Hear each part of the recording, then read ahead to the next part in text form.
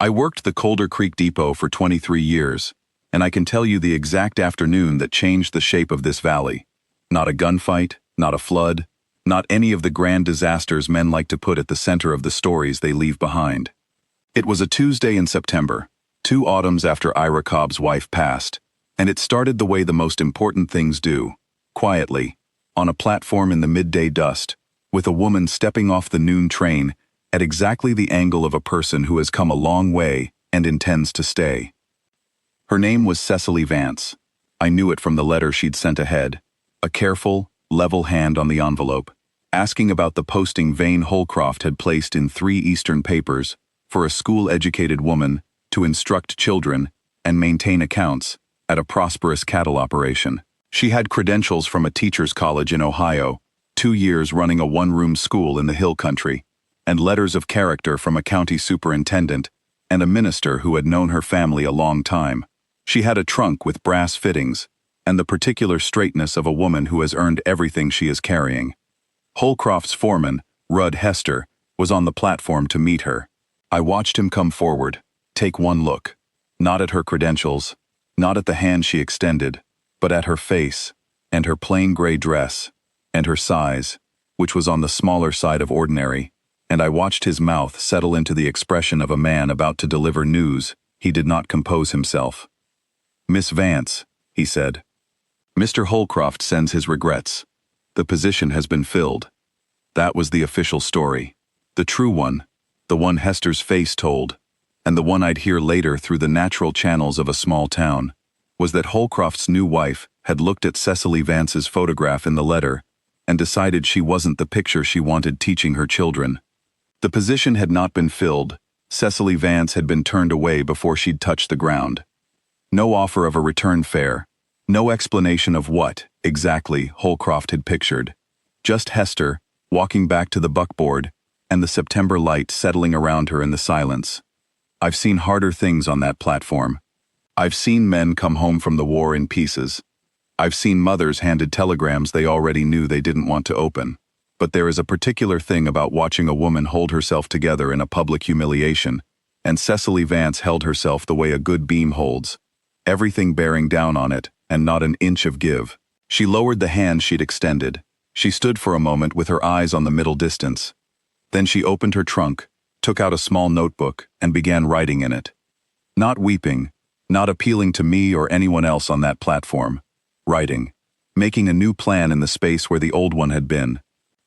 I was on my way to offer her the use of my office when I noticed that Ira Cobb had seen it too. He'd come in on the freight wagon for a crate of fence hardware, waiting on his receipt at the window. Ira was not a man who paid attention to much outside his own fence line, or anyway, that was his reputation. Quiet, steady, ran a solid cattle operation north of town, raised his 3 boys alone since May died of the fever 2 winters back. The boys, Garrett at 12, Nolan at 9, and Paul, who had just turned 7, had been without proper schooling for going on 2 years. His neighbor women had helped when their own work allowed, which wasn't as often as anyone liked. He had set his freight receipt down on the counter, and was watching Cecily Vance with the focused, still attention of a man who is working something out. She had opened her notebook to a fresh page, and was writing with the calm economy of someone accustomed to making decisions on short notice. That was the moment Ira picked up his hat from the window ledge and crossed the platform. He stopped 2 arm lengths from her, which was respectful. "Miss Vance, the posting Holcroft placed was for a schoolteacher." She looked up. It was. "I have 3 boys," he said, 12, 9, and 7. "They've been without proper schooling for 2 years, and it's starting to show in them. I've got a spare room off the kitchen, and I'll pay what Holcroft posted. The work is the teaching, and nothing else. Those are my terms, and you're free to add yours on top of them." She studied him for a moment, not the quick sizing up of a stranger, but the straight, deliberate look of a woman who has learned to hear what a man actually means when he says what he means. "Mr. Cobb, Ira Cobb. Mr. Cobb, what day would you need me to start?" "Monday suits," he said, "but if you need somewhere between now and then, Ida Garnett at the dry goods keeps a clean room." "Monday is fine," she said, and closed her notebook. He picked up one end of her trunk. She took the other. They carried it off the platform together, which is not the way most stories begin, but the best ones rarely announce themselves. The months that followed I heard in pieces, the way a depot man hears most of what moves through a small valley, in the gaps between arrivals, in what people let slip when they're waiting, and their guard has come down. Garrett was the hard case. He was 12, and he had been the man of the Cobb household in his own reckoning since May passed, and he didn't see why a woman from Ohio should come in and rearrange what he'd spent 2 years putting in order. Cecily Vance did not try to rearrange anything. She came in and taught. When Garrett told her he already knew enough to run a cattle operation and didn't see the use of her arithmetic, she said that was very likely true, and then she asked him what the territorial land grant law said about water rights when a creek changed course, and whether he could calculate the yield from a graze if the grass was this thick and the count was this many head. He couldn't. She showed him how to find out. By November, he was staying at the table an hour past his brother's bedtime, working problems she hadn't assigned. Nolan fell somewhere between his brothers, less guarded than Garrett, more watchful than Paul, waiting to see which direction the older boy went before he committed himself. By December he had committed. By February, he was doing arithmetic in his head, faster than most men twice his age. Paul was simpler. Paul was 7, and had been quiet in the way small children go quiet when a house loses its steady voice, and no one quite fills the space left behind. He attached himself to Cecily Vance in the first week, not in a clinging way, but in the way a child gravitates towards something constant and warm. She let him, without babying him or drawing attention to what she was doing. She was not soft in the way people sometimes mean that word. She was steady, and she was present, and for Paul Cobb those two things were the same as being home. Ira came through the depot on occasion through those months, collecting freight or sending wire. He didn't offer much, because offering much wasn't his nature. But once in December, in the particular offhand way a private man says the thing that matters, he said, "The boys are working." He paused a moment, looking at nothing in particular. "She's steady, that woman." Then he picked up his receipt and walked out without waiting for me to agree, which was also his nature. I noted it and kept it to myself. Then, in January, Holcroft moved. I don't know what drove him to it. Wounded pride, most likely. The ordinary sting of a man who dismissed someone and then watched her do well without him. A story began to circulate through Colder Creek in the dead of winter. Nothing traceable, nothing with a name on it. Just the drift of a suggestion that Cecily Vance had not left her last school in Ohio on entirely her own terms. That she'd been let go quietly, and for a reason that hadn't found its way into the letters of character. The story reached Tillis Ware on the county school board, and Ware was a careful man in a valley where Holcroft ran a significant operation, and in January he sent Ira a letter requesting that Miss Vance appear before the board to clarify her professional standing before she continued instruction. Ira showed me that letter one afternoon. He read it twice, folded it carefully along its original crease, and said, "I'll be there." The meeting was on a Thursday at the town hall, 5 board members, Tillis Ware at the center, and the particular stiff warmth of a room where something unpleasant is expected. Cecily Vance laid her documents on the table, the Ohio teacher's certificate, the county superintendent's letter, the minister's character reference, 4 months of the boy's progress recorded in her precise hand. She did not defend herself against a story that had no author. She laid the papers in a clean row and sat with her hands folded and her chin at the same level I'd seen on the September platform, and she waited for the board to read. Ira Cobb came in behind her with his 3 sons. He sat them in the front row, Garrett, Nolan, and Paul, best shirts buttoned, hair combed, looking at Tillis Ware with the uncomplicated directness children have when they understand the situation is serious. Then Ira placed a second stack on the table beside Cecily's documents.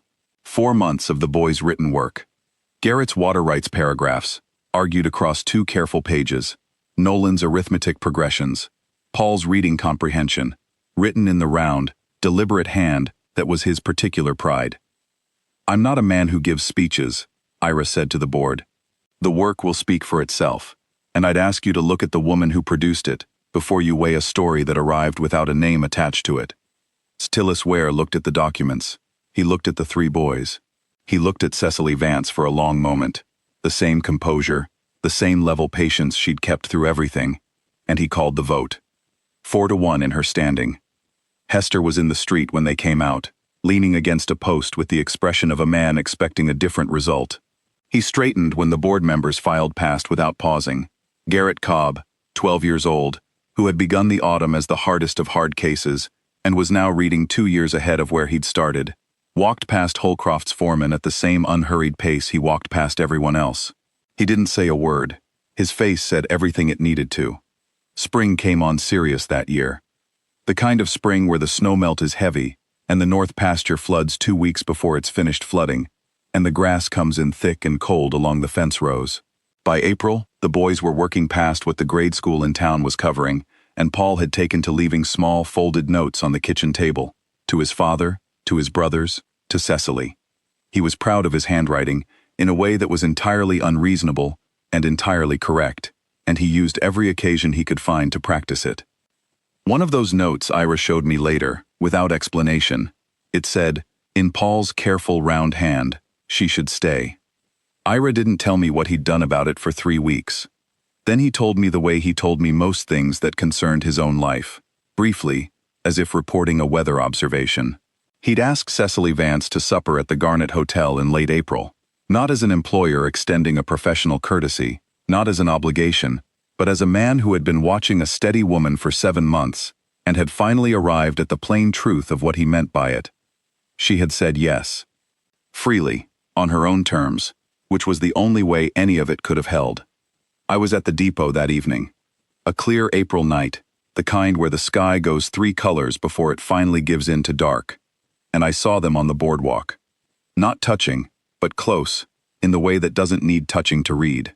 I heard Ira say something I couldn't make out, and I saw Cecily Vance laugh, a real one, not the composed kind she'd worn through the whole of the previous 7 months. It changed her whole face, opened it the way a window opens on the first warm morning, and I thought, that is what she looked like before September, before Hester, before whatever Holcroft cost her. And now she had it back. They married in October, at the Cobb Ranch, under the cottonwood May had planted the year Garrett was born. Paul stood in front at the ceremony, in the way of a 7-year-old who is entirely convinced that he is the architect of every good thing that has happened, which in some measure he was. Garrett was best man, straight-backed, dry-eyed, the way he'd learned from his father. Nolan wept and told everyone afterward it was the wind off the north pasture, and nobody contradicted him, because he was 9, and it was his brother's wedding, and that seemed right. Holcroft had a poor season that year. I say it plainly, without pleasure or otherwise. It happened, and it was noted. What I say with something more than plainness is this. The light in the Cobb house windows, past 9 in the evening, did not go out. It lasted that winter, and the spring after, and every year, I worked the Colder Creek Depot, and could look north across the flat country, to where the ranch lay. A woman who had been turned away at a platform gate with nothing but her trunk and her composure, found, at the far end of that same platform, a home, where everything she carried turned out to be exactly what was needed. The best stories don't announce themselves. That's the whole of it.